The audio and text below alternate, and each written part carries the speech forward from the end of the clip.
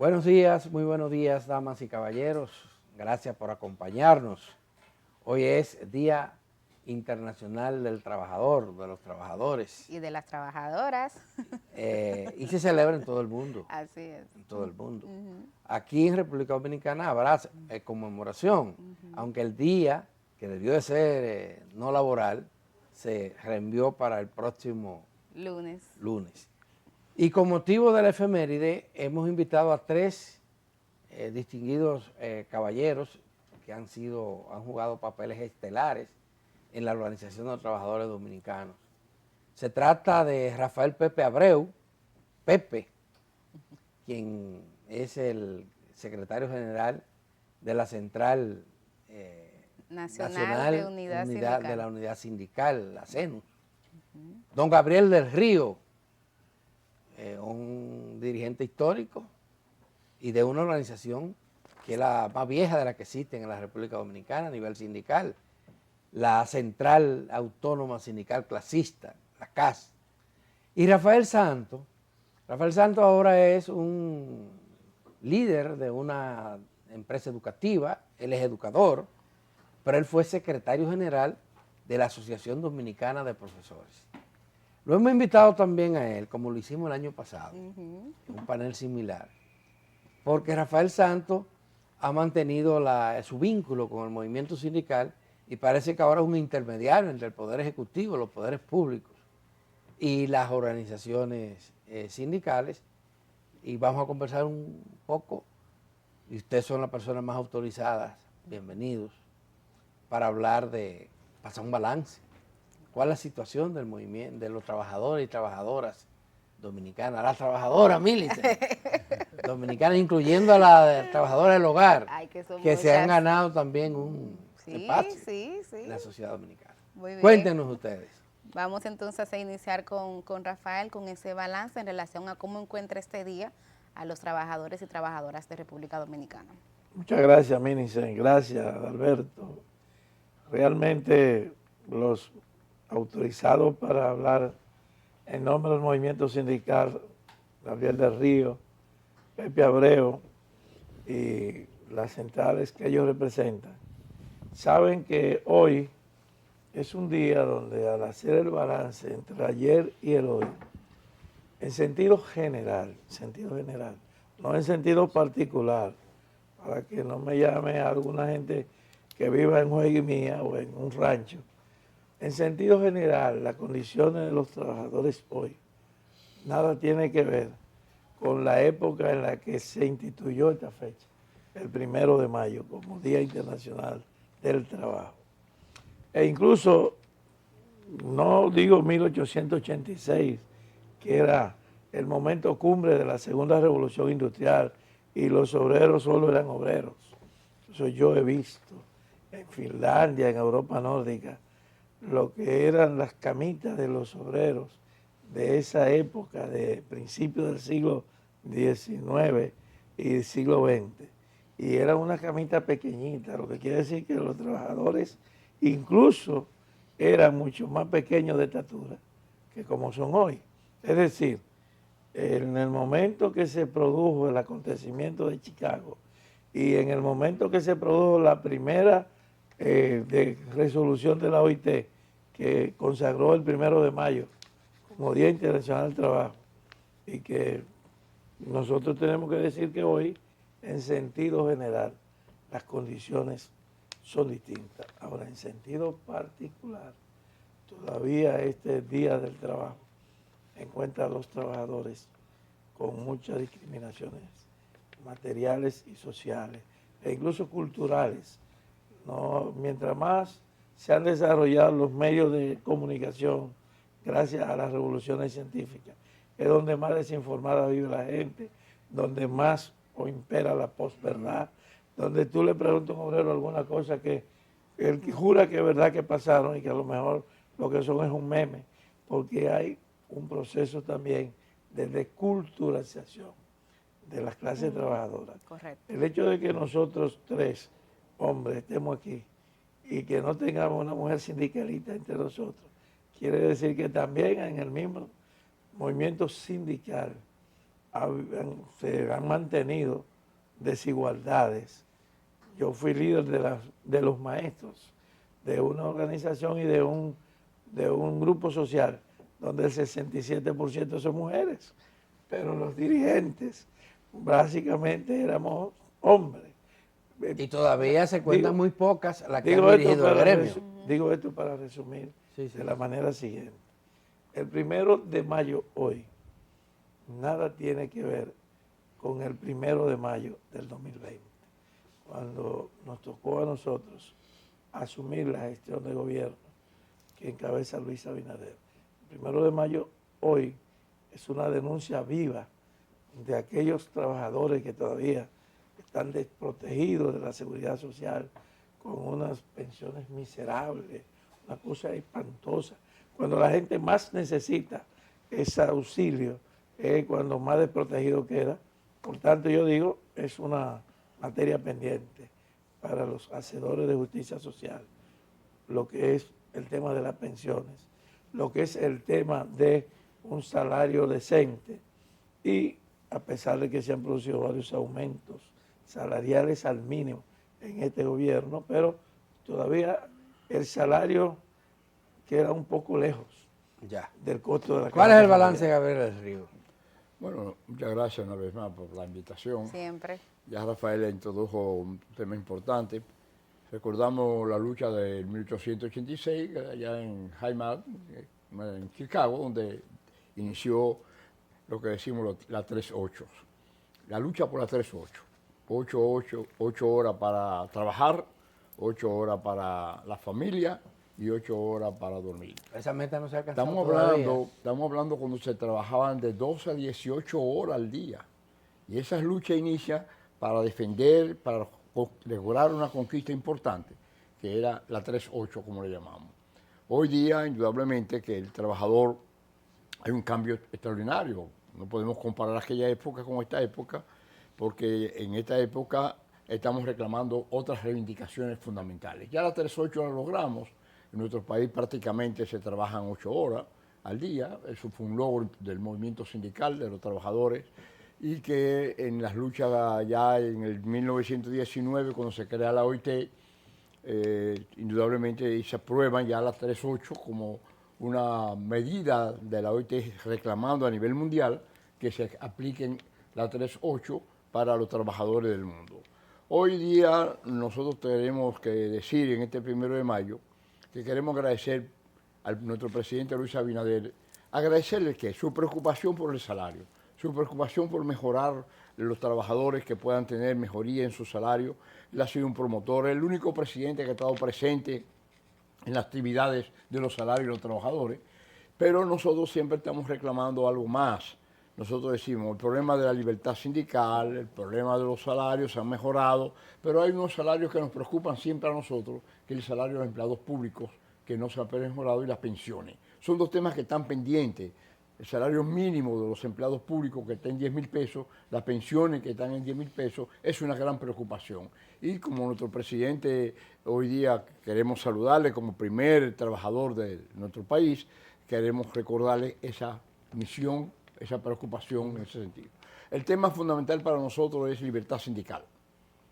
Todavía no hemos logrado una libertad sindical plena, aunque esté establecido en todos los estamentos, Código de Trabajo, Constitución. Constitución de la República. Pero realmente todavía hay sectores empresariales que no entienden, no quieren permitir que los trabajadores se organicen. No sé, tienen miedo, no sé por qué. El sindicato hoy día es un sindicato de diálogo, de concertación, no es un sindicato de enfrentamiento. Bueno, enfrentamos lo que está mal, enfrentamos lo que no está positivo, para hacer que las cosas cambien positivamente para el trabajador, pero también para las empresas. Nosotros el sindicalismo que hacemos hoy no es un sindicalismo para destruir las empresas, como se hablaba en una época. El capitalismo salvaje queremos cambiarlo, pero queremos a través del diálogo y la concertación. Hoy, 1 de mayo, nosotros vamos a celebrar este día, las 3 centrales sindicales, un acto vamos a celebrar a partir de las 10 de la mañana, un acto importante, un acto que hemos decidido no hacerlo con una majestuosidad en otras ocasiones, teniendo en cuenta lo de Jet Set y teniendo en cuenta la muerte del Papa. Esos dos elementos ¿Dónde será nos ese han acto? permitido a nosotros decir, vamos a hacer un acto el 1 de mayo más limitado, si se quiere, no como lo hemos hecho en otra ocasión, pero siempre demandando las reivindicaciones y las reivindicaciones fundamentales. Ya Rafael Santos hablaba de la seguridad social, miles de trabajadores no están en la seguridad social, pero todavía el problema de la pensión es un tema discutible grandemente.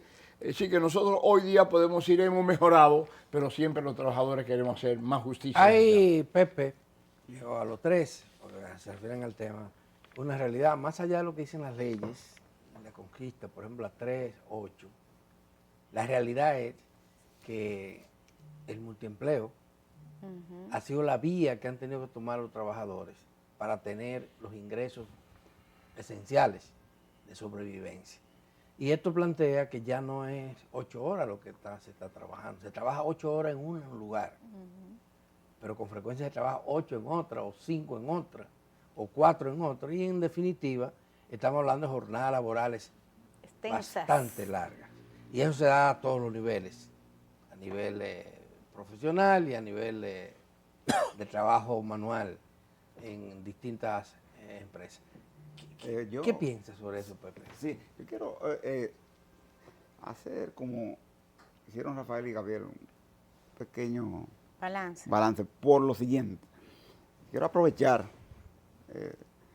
aunque ninguno trabajamos por reconocimiento, pero quiero aprovechar para reconocer a Uno Más Uno por su historia, ¿verdad?, con los trabajadores, en el sentido de que siempre ha abierto la puerta, no solo en esta fecha, ha sido en todas las circunstancias, diríamos así, un acompañante, a veces crítico.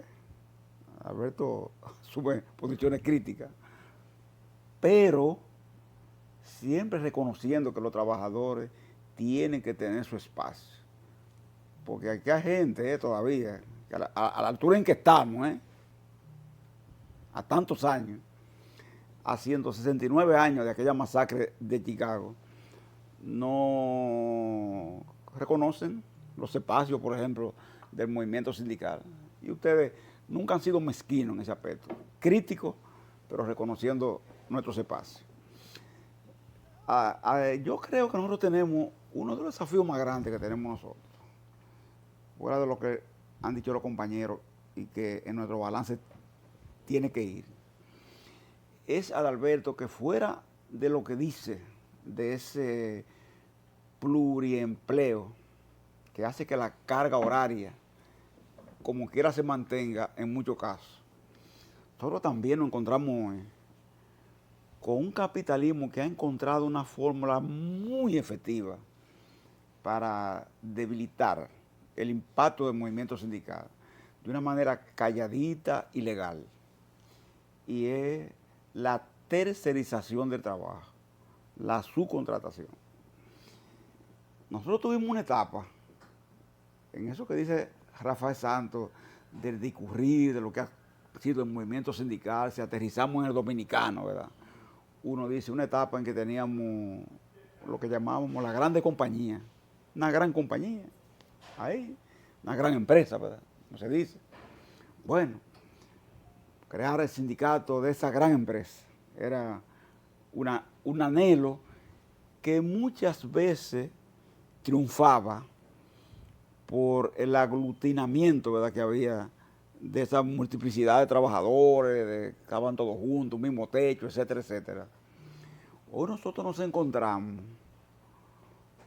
con un fraccionamiento que se crea en las empresas, que cuando uno analiza, por ejemplo, una empresa determinada, de la que tenemos nosotros, tú te encuentras con que en una sola empresa, ¿verdad?, donde tú tienes un sindicato, que tiene convenio, ¿verdad?, el sindicato, los trabajadores concernidos en el convenio son minoría. Los trabajadores afiliados al sindicato son minoría. Porque ocurre que la empresa recurre entonces a la tercerización, a la subcontratación, en pequeños fragmentos empresariales que se crean y que es una gran dificultad tú lograr llegarle a esa gente, por ejemplo, para organizarla. Y es un modo muy inteligente que el sistema ha encontrado, ¿verdad? El sistema ha encontrado para disminuir el impacto del movimiento sindical, evitar la sindicalización y con eso evitar la negociación colectiva, porque no nos olvidemos que la forma quizá más legítima de compartir la riqueza es por la vía de la negociación colectiva, y esa está y tiene su inicio siempre en el tema referido al derecho a la sindicalización.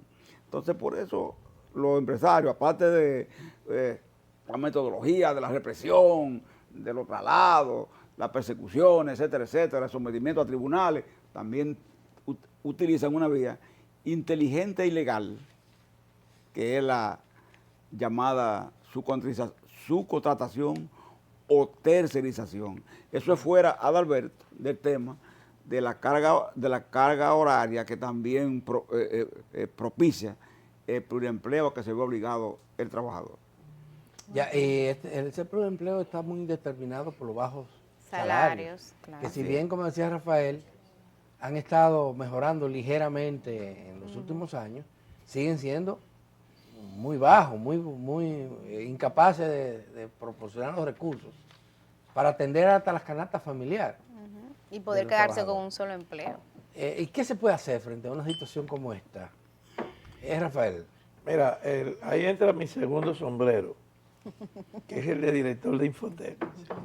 La única vía de que un trabajador pueda acceder a salarios decentes es la formación de competencias laborales que permitan salirse del obrerismo.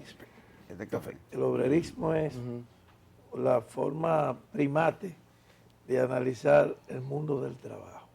Ahora, cuando, por ejemplo, un obrero especializado, operador de máquina pesada, o un diseñador de software, o un analista de datos, o un computador en nubes y cualquier otra carrera que van agregando estas revoluciones científicas, generalmente cobran mejores salarios que un profesor universitario que ha hecho su carrera a puro pulmón y que ha tenido deficiencias profesorales en su formación y deficiencias de la plataforma en la que se educó.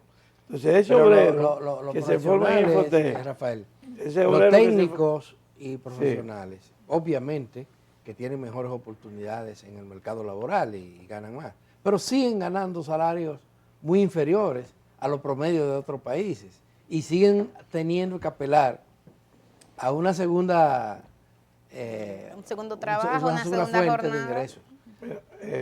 Yo conozco casos de sectores donde un técnico, yo estoy hablando de técnicos como con formación de competencias laborales, gana fácilmente el doble de un ginecotetra o de un abogado como salario de entrada.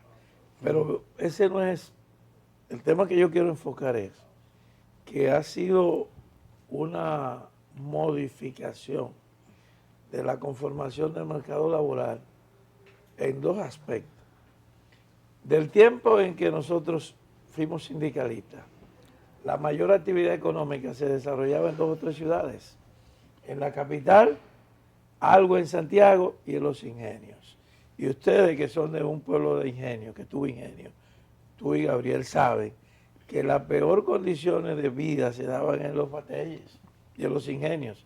Entonces, yo digo, hoy el trabajador tiene 2 temas centrales que son los que le pueden asegurar de manera estructural, de manera de gobernanza de justicia social, la estabilidad y la vida, que son la seguridad social con buenas pensiones, y las buenas pensiones va a venir de los buenos salarios, de los salarios decentes. Y segundo, que el Estado en su papel de justiciero social, cuando vaya a pensar en el trabajador, piense no solo, y eso el presidente siempre se lo ha dicho a los sindicalistas, en el salario nominal, sino en el salario real. ¿Y cuál es el salario real? que también te pueden conseguir una vivienda con subsidio o como un aporte, sea que antes las empresas hacían proyectos de habitacionales. Claro. Hay todavía ensanches que llevan el nombre de esa empresa que lo construyó, Molinos Dominicanos, en la autopista de las Américas, la Algodonera, el barrio de las enfermeras, El barrio de los maestros. el barrio de los maestros, que hoy es una zona Privilegiada, totalmente. privilegiada. Entonces, ¿qué es lo que yo quiero sugerir a mi presidente? Que cuando se piense En eso. en los Trabajadores. en el trabajador, y el trabajador puede ser o un obrero que hace labores manuales, o un intelectual que hace actividades laborales y gana salario, no es dueño de la empresa. Entonces, que se piense también en la cobertura de vivienda y, en tercer lugar, en lo que son las obras civiles del lugar donde vive la gente, que es calle bien asfaltada, Agua. acueducto, alumbrado. Sí. Esas son cosas que no son temas salariales. Pero no, que sí, incide. temas. Claro. Eso Pero- es cierto, eso es cierto, Sí. pero el salario es clave. Y uno habla de datos. Todos los trabajadores formales están incorporados al sistema de seguridad social. Y hay una medición, la tesorería del sistema. De acuerdo a los datos que aparecen en ese sistema de seguridad social, el 79% de los afiliados ganan menos de 32,000 pesos mensuales. Ese es un salario que no alcanza para, hablamos 79%. Eso es mucho. El impuesto interno, la Dirección General de Impuestos Internos, dio a conocer recientemente un informe donde dice que solo el 11% de los trabajadores pagan impuestos sobre la renta, porque ganan menos de 35,000 pesos. Y eso incluye hasta ejecutivos. Ese es un panorama, Rafael, que no se va a romper solo con otro tipo de apoyo que también podrían tener los trabajadores. Es un problema de la economía. Ajá. La economía dominicana, como está estructurada, es en base a los bajos salarios. Es una economía que no ha despertado teniendo en cuenta las necesidades de los trabajadores. Es una economía que lo que busca es ganancia, beneficio para el que invierte el capital y no beneficio para los trabajadores en sentido general. Porque esa situación de los bajos salarios que tenemos, cuando uno analiza el costo de la vida, uno dice, ¿por dónde anda el costo de la vida? Primer quintil, sobrepasa los 40, digamos. El costo de la vida está sobre 40,000 pesos. La mayoría de los salarios no llegan a 40,000 pesos, no llegan la mayoría. Entonces la estructura económica del país, la estructura, como está estructurado el sistema económico, no es para beneficiar a los trabajadores, es para beneficiar a los empleadores. Bueno, Y eso habría hace- que preguntar y qué eso hacer. hace- permíteme que eso hace una situación realmente difícil. Por ejemplo, la indexación, para ponerte un asunto. La indexación hoy debería estar casi en 50,000 pesos, no pago de impuestos al trabajador. Sí, sí. Y una ley que existe, desde que la discutimos, tú recuerdas, Rafael, cuando discutimos con el presidente Balaguer en el 90, En el 90. el 90, que discutimos que no se pagara impuestos a los trabajadores hasta 3,000 pesos en aquel entonces, hasta 3,000 pesos, que no se pagara impuestos. Eso fue, a través de la indexación, fue subiendo y hoy debería estar en 48,000, casi 50,000 pesos. Pero no se ¿Pero qué hizo revisa el y no se gobierno ajusta. pasado, el gobierno de Danilo, un año atrás? ¿Qué pasó? Quitó esa ley prácticamente, la violó y hoy está paralizada la indexación del salario. Y este siguió Y está en violándola. 34,000 y tantos pesos la indexación del salario, pero hoy debería estar casi en 50,000 pesos en un pago de impuestos para mejorar a los trabajadores. Es una necesidad hacer aplicar esa ley para que el trabajador pueda tener mejores posibilidades en la indexación. Pepe, te toca el primer Sí, turno sí. en la segunda ronda porque Muy bien. Hay que hacer una tenemos que pausa. hacer una pausa Muy bien, muy bien. para cumplir con unos compromisos Muy bien, muy comerciales.